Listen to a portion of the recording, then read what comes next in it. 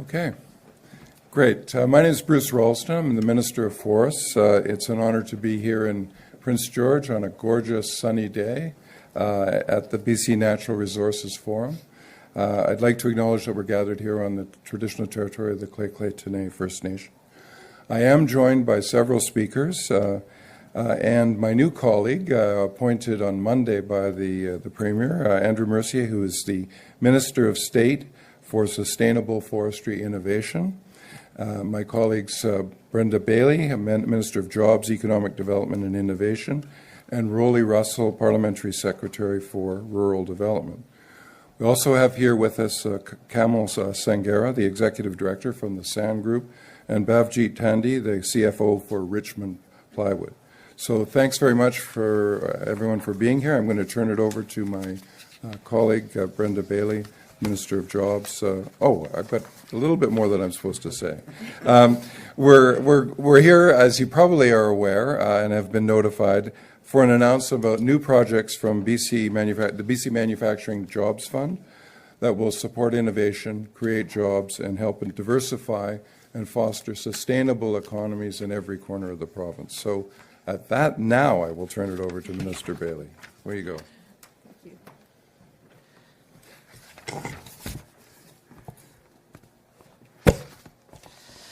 Good morning, everyone, and thank you, Minister Ralston, for the introduction. I'd like to begin by acknowledging that we're here on the Lheidli T'enneh First Nation, upon whose territory we're gathered. And I'd like to thank both Kamal Sanghera from SAN Group and Bhavjit Tandhi from Richmond Plywood for joining us this morning, as well as my colleagues, of course. It's great to be back in Prince George at the Natural Resources Forum. And it sure doesn't feel like it was a year ago since Premier Eby and I and Minister Ralston were in this very room announcing the creation and formation of the BC Manufacturing Jobs Fund. But in fact, it has been a year. And unfortunately, it's been a tough year for many, with record wildfires, extreme drought, and flooding. But through it all, one thing has remained clear, which is in BC, our competitive advantage is our people.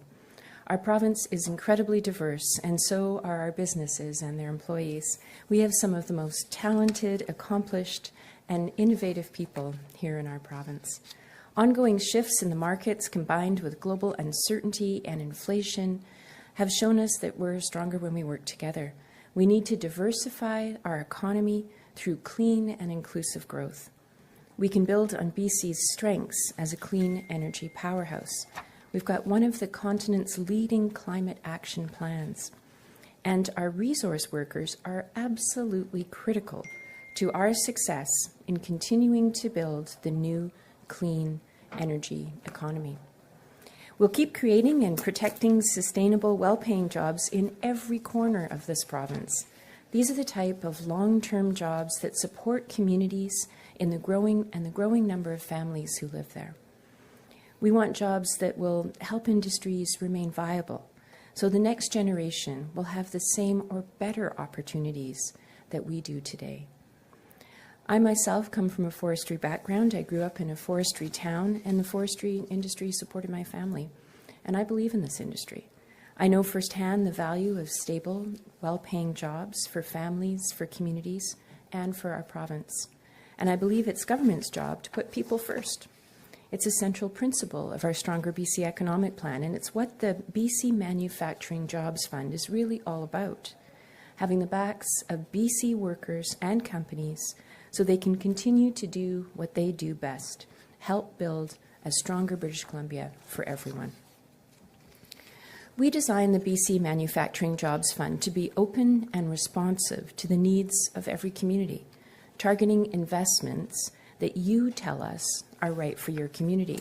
Since our first project was approved 7 months ago, we have already announced $45 million in funding that will be delivered through the Manufacturing Jobs Fund, with over $22 million of that going to projects that are directly related to the forestry sector. Actually, I think that number is a bit higher with today's announcement.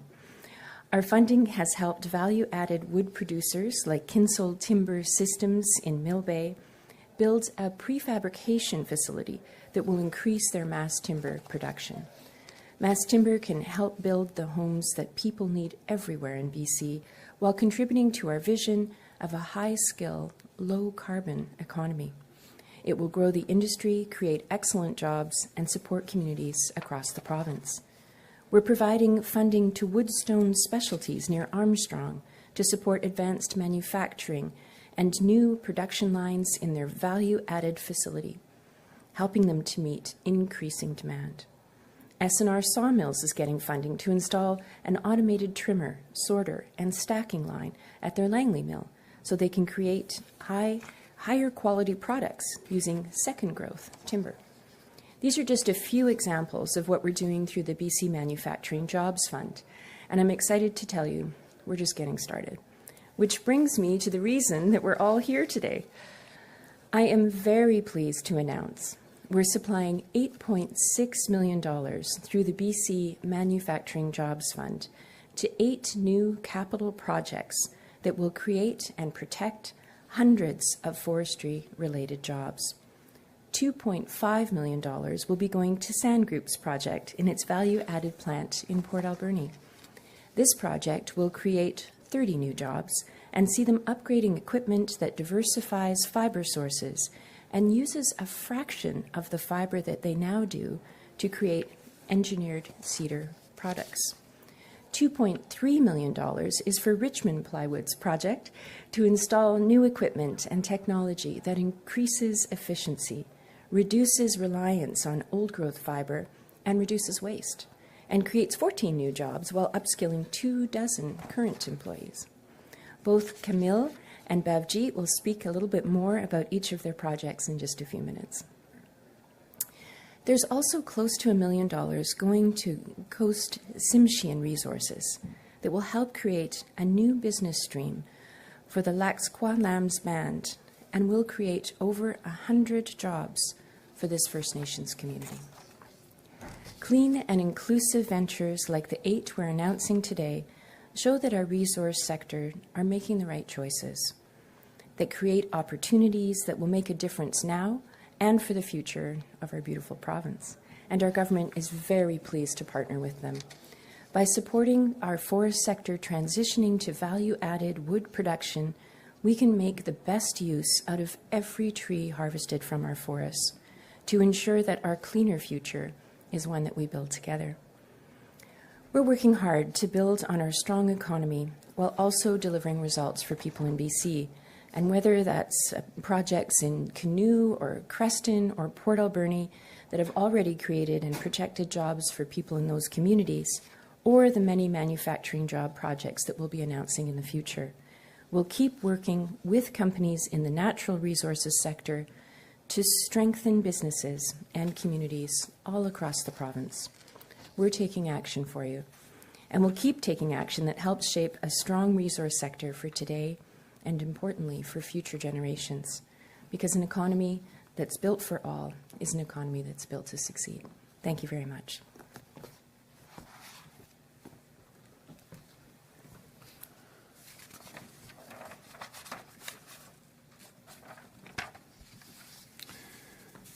Great. Thanks very much, Mr. Bailey. The projects that we have announced, as you can tell from a quick listen, are very exciting. And so I'm excited to offer, as the Minister Bailey said, some of the recipients to talk a little bit more about the project for which they've been awarded funds. So I'd like to invite Kamal Sangara, the Executive Director of the Sand Group, to the podium. Kamal. Thank you.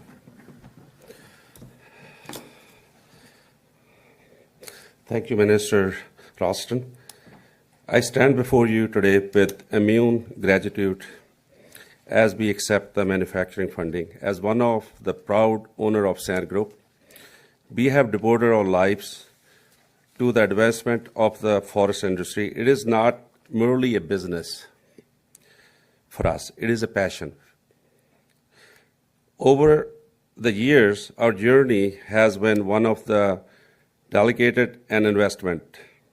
We embark on a mission to contribute to an industry's evolution, not just with our time, but also with our hard-earned capital. I'm proud to state that our efforts have worked. We have built a cutting-edge mill and a state-of-the-art value-added plant.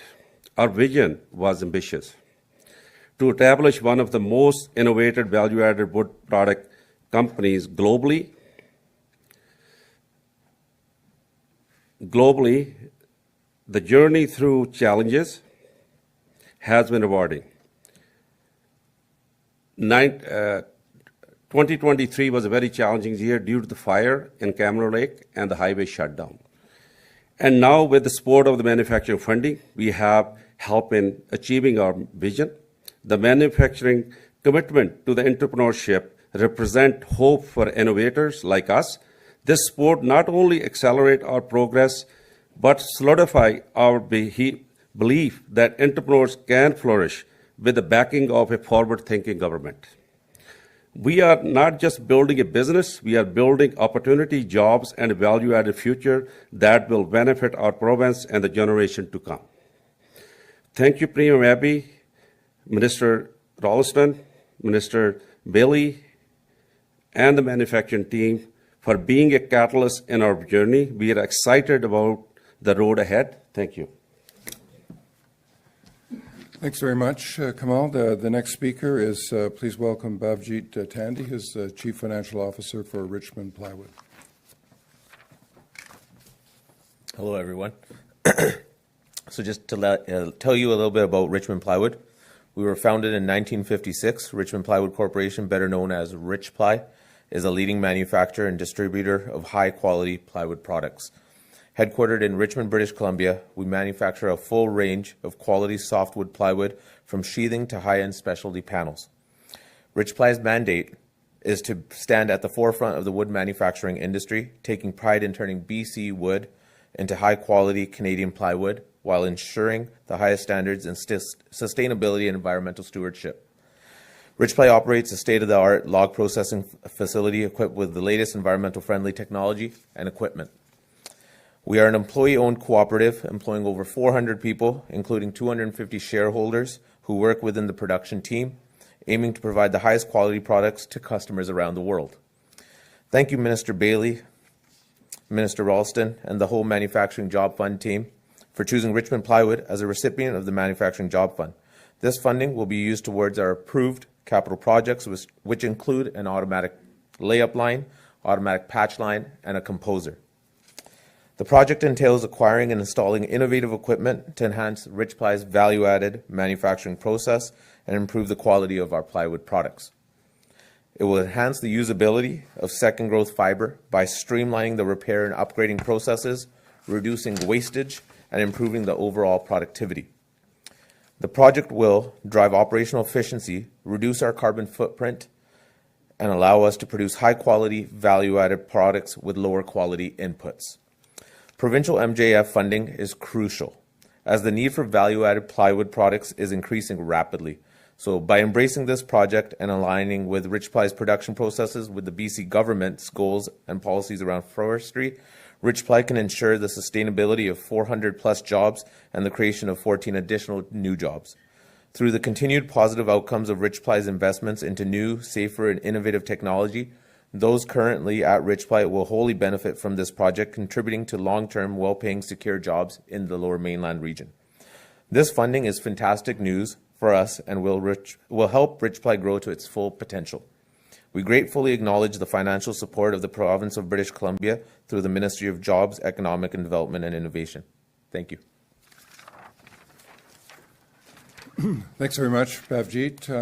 The final speaker is Parliamentary Secretary Rolly Russell, Parliamentary Secretary for Rural Development. Rolly. Thank you very much, and good morning, everybody. It's a real pleasure to be back here at the Natural Resource Forum on Lake territory. Thank them. Appreciate being such gracious hosts. Both in government and in industry, we talk a lot about jobs, and we do that because jobs are valuable. Jobs means roofs over our heads and food on our table for families across BC, but they mean a great deal more than that as well. They mean communities are able to continue to provide the recreational opportunities that families want, and jobs mean that all levels of government can continue providing important services that people rely on. And what we're announcing today aren't just jobs, they're manufacturing jobs. Yesterday, I had the honor and the privilege to go and meet with Doug Olson on Lheidli T'enneh Reserve, along with TELUS, to talk about some of the work we've been doing there and to celebrate delivery of part of our commitment as the BC government to connect all homes in BC with high-speed internet by 2027. We talked about inspiring youth and community. We talked about a lot of things tied to building community. And Doug ended that conversation by saying, let's keep on building. I love that term. I love that language. There's pride in building things. There's pride in manufacturing things. These projects we're announcing today are jobs that people are proud of. They are proud to be able to look around their communities. Your employees look around those communities and say, we built that. And they're in places all over this province. They're in communities large and small. We met with HubSpace yesterday and spoke about innovation in manufacturing. And they talked about examples in very small communities across BC and the work that is happening there, the communities are proud of, that these employers are proud of, and these employees are proud to say are theirs. The Manufacturing Jobs Fund is all about supporting these workers, their families, and their communities, and supporting the creative, passionate, and dedicated minds that keep on building. This fund supports the expansion of innovation and builds resiliency in our high-value resource sector for now and for generations to come, as Minister Bailey mentioned. Having a program that listens to rural applicants and ensures local values are guiding how communities diversify and transition their economies is a game changer. By directly supporting businesses like these, we're also supporting communities that they're a part of. And programs like the BC MJF help the communities in rural BC make those communities what they want them to be. The programs focus on innovation and manufacturing, and the value-added processing sector across BC has had a huge impact on our province's clean and sustainable economy. Our industry partners are helping deliver our shared vision of a thriving forest industry that maximizes the value we get from our trees and provides more high-quality, sustainable jobs for every tree we harvest. The projects coming through the BC Manufacturing Jobs Fund are helping solidify our province's position as a leader in economically and socially sustainable natural resource development. I look forward to seeing the exciting job-creating projects coming forward in the future. Thank you. Thanks very much, Rolly. It is great to see manufacturers like the Sand Group and Rich Ply coming forward through the BC Manufacturing Jobs Fund, and as you've heard them say, adopting new innovative technologies that will make better use of available fiber and help sustain jobs in the industry. So if you're keeping track, the Manufacturing Jobs Fund has provided about $30 million to the forest sector so far, and as Minister Bailey alluded to, that number will grow in the future. Creating a foundation for many businesses to improve their manufacturing facilities, offering new lines of products and generating new family-supporting jobs is important for the future of the forest sector and for the economy of British Columbia, and for the people, the families in the communities throughout British Columbia who depend on the forest sector for their livelihoods. The success of the businesses who benefited from this fund is a crucial example of how we're strengthening, that's our goal, strengthening the sector as a whole for the reasons that I set out, and that's why it's important. The future of forestry in British Columbia is getting the most value out of every tree we harvest.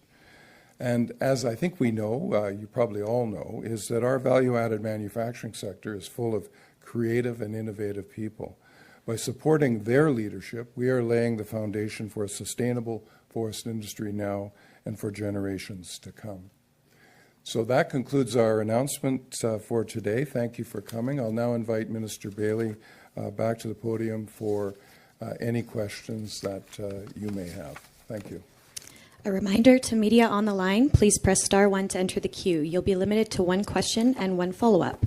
We'll start with reporters in the room. If you wish to ask a question, please raise your hand.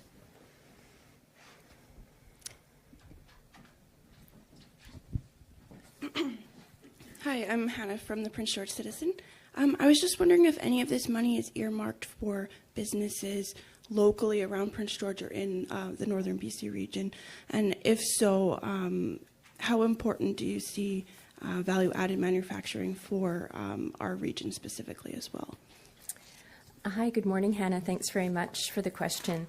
The Manufacturing Jobs Fund is available for folks throughout British Columbia, and it's based on who decides to apply. And I can tell you there are many applicants from the north, and we've already dispersed some funding into this region. So I'll flip through my list of 59 funded projects and share a couple with you that are close to this area, in addition to the ones that are currently in the hopper.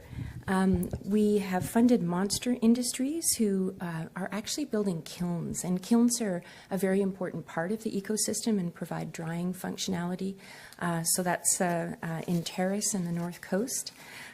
We've also funded Massive, which is in Williams Lake. That's a $10 million facility that they're building out, and that'll happen in 2024. Conifex Mackenzie Forest Products has received funding, and that's in Mackenzie in the Caribou. But there's a number of other applicants that are currently in the hopper. So yes, funding is definitely available for the north. We'll now go to the phones. Wolf Deppner, Black Press. Yeah, hi. Good morning. Thank you for taking my question. Question regarding the fund. So yesterday, the Premier heard some criticisms of this fund with respect to its effectiveness in Crofton. And that particular issue sort of raises the larger question of the overall effectiveness of the fund. Why is this fund effective? And if the criticism is accurate, why is government reinforcing what some say is a failed fund? Hi, good morning, Wolf. Thank you for the question. So I'm going to separate that into two separate questions because there's two things going on here. The Crofton funding was not part of the Manufacturing Jobs Fund. So let me talk a little bit about the structure of the Manufacturing Jobs Fund, which is really funding flows to the companies after they've done what they've promised they're going to do. So it's a very low risk investment for government, and it supports companies that have to spend money on things like upgrading their technologies, their equipment, and so on. So more of a reimbursement model. What's happened in Crofton is a little bit different than that. That funding from the province, $4.5 million, was specifically to work with the Crofton Mill to transform one of their lines. That work hasn't gone ahead, so there's two choices available, which is return the money to the province or go ahead with the project. Follow-up, Wolf?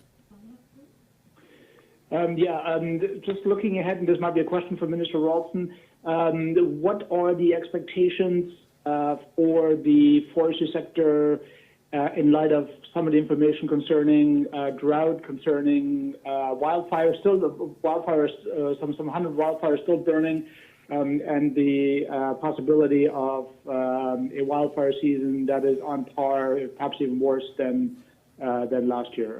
If Minister Ralston could offer sort of an assessment of what things could be like in the summer. Thank you. Thanks very much. Yes, the last season, I think, as everyone knows, particularly in the Northeast, this was the worst wildfire season that British Columbia has ever experienced. As the climate changes, and I think we all acknowledge that, the prospect of another tough fire season is before us. We are prepared for that. The BC Wildfire Service is funded, and whatever it takes to protect communities, businesses, and families, we will do. I think the challenge is the long run, and how do we better protect communities through programs that we have, which are preventative. The Fire Smart program is a major program that's administered together with the Union of BC Municipalities, and we are certainly actively funding projects and working with communities to make them safe in the future. A lot of the fires that we saw last year occur at what they call the interface, where the forest meets typically a suburban community, and that's where many of the homes that we saw in the Okanagan were burned last year. So we're actively working on prevention. That is the big challenge, but I'm convinced that we are ready and prepared for the season to come. Thank you. That's all the questions we have today. Thank you, everyone. That concludes today's announcement.